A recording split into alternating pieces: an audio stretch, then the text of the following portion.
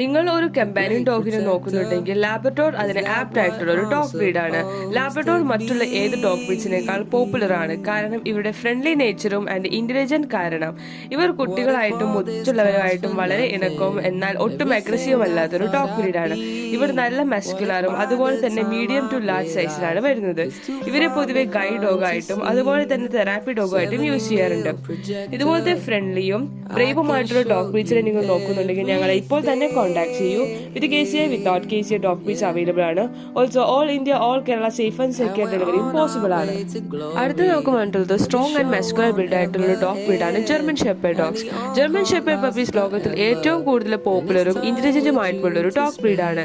ഇവർ വരുന്നത് medium to large size with strong and muscular build ആയിട്ടാണ്.